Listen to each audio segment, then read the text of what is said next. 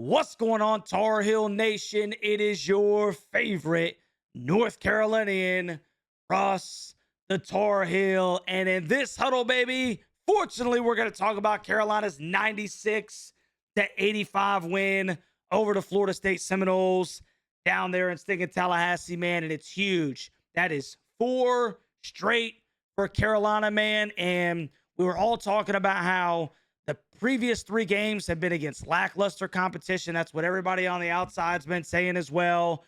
How well can you really say that Carolina's playing? They haven't played anybody, etc., etc., etc. Now, Florida State, 16-11, 7-9 in conference.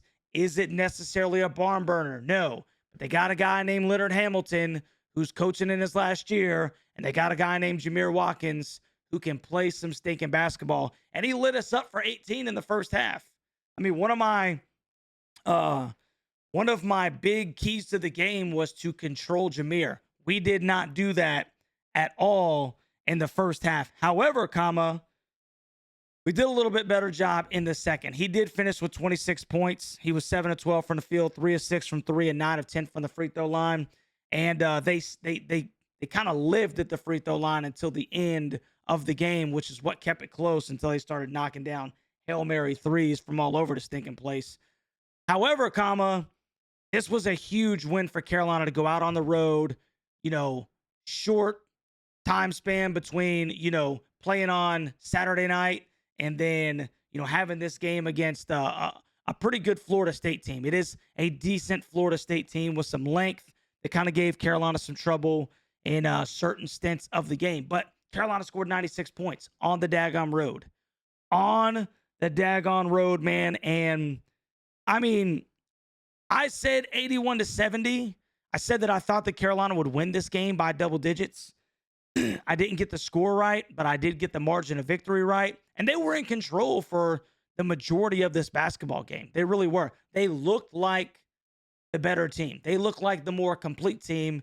They looked like the team that I think some of us thought that they would. It's just at least resembles more closely what a lot of us thought that we would be seeing, you know, for longer stretches in the season, if you will. Forgive me, my voice is about to go.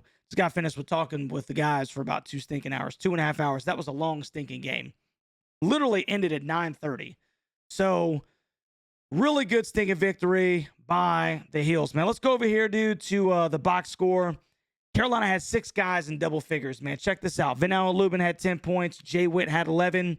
Another solid game from him, 11 and 5 rebounds. Elliot Cadeau had 10, 7 assists. He still had 3 turnovers, but those aren't terrible numbers, man. Double figures in scoring with 7 assists. My man RJ turned on late. 20 points, 5 assists, 0 turnovers. Once again, he just protects the basketball, man. That's what RJ does. Jay Wash had a couple of good dunks, man, 10 points. And then Seth Trimble was really big late in the game. Drops 17, bro. Huge.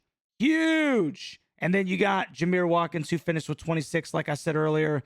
And then Jerry Dang had 16. And that was kind of, those were their guys. Those were the 2 guys that kind of, let Carolina have it as much as they could at least. So Carolina shoots 55% from the floor, 38.5% from 3. FSU shoots 54% from the floor and 50% from 3 themselves. And then Carolina, dude, once again, huge on the glass. Huge. Plus 14. A lot of that had to do with FSU was just making a ton of shots. And then they only gave up 4 offensive rebounds. So limiting the second chance opportunities, which was once again huge. Limiting the second chance opportunities. They did give up 4 in the second half. FSU was able to score on a couple of putbacks. However, as far as, the length of the game, you cannot complain with how Carolina played on the glass, man. 11 fast break points for the Heels, 42 points in the paint, dominated down there. And all in all, bro, you have to be happy with the trajectory of this team, especially with the games that we got coming up. We got 6-21 Miami coming to Chapel Hill, and then we take a little trip out there to Blacksburg to take on the Hokies of Virginia Tech before we finish things up with Puke in Chapel Hill. So let's see if they updated these standings yet. Yep. Carolina's 11-6, only half a game behind SMU. We do have the tiebreaker against the Stangs. So if they lose one more game and Carolina can continue to win, we could bump ourselves up to that 5 spot. And depending on what Wake Forest does, Carolina still is, in play, if you will. If we need some help from Wake Forest, but they're still in play for possibly sneaking up to that first round bye and taking that 4 spot. It's not out of the realm of possibility, if you will, just yet, man. So once again, boys, absolutely phenomenal game from Carolina, man. And all we can really do, sorry, wrong screen. All we can really do is just keep stacking wins. Keep stacking wins. And we have a phenomenal opportunity. It's not going to do anything for tournament purposes necessarily, but you stack another win, hopefully, when Miami comes to Chapel Hill, and they are literally struggling more than any other team in the Atlantic Coast Conference. So, phenomenal opportunity to stack these wins, especially leading up to that pivotal quad 1 game against the Dukies. But Carolina can't have any hiccups either, right? It ain't like we can just kind of look to that Duke game on March 3rd, I think it is. No, we got to handle business right stinking now. We did it at FSU. Now we come home. Got to handle it versus the Canes, bro.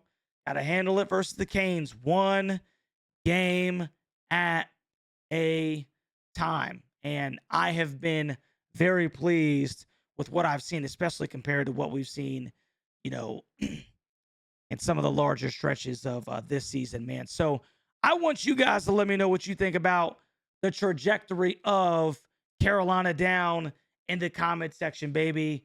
And let me know what you think about this basketball game. Like, how impressed are you with the 11-point victory on the road in Tallahassee? Does it move the needle for you? Or do you think that, it still hasn't changed your opinion on whether or not this is a tournament team? I'm really starting to think that Carolina is starting to look more like, they can at least compete if they get a shot, right?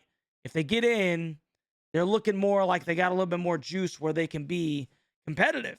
Like, they're not just going to be, show up one and done, right?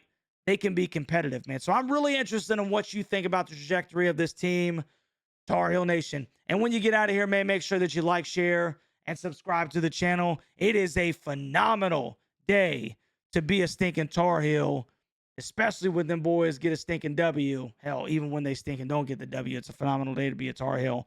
But I'm pleased. I'm going to sleep like a stinking baby tonight, wake my butt up, and get to the stinking workplace and handle business. So I love you guys. Like I said, like, share, subscribe to the channel. Appreciate all that you do. And we will catch you on the next one, baby. Go Heels.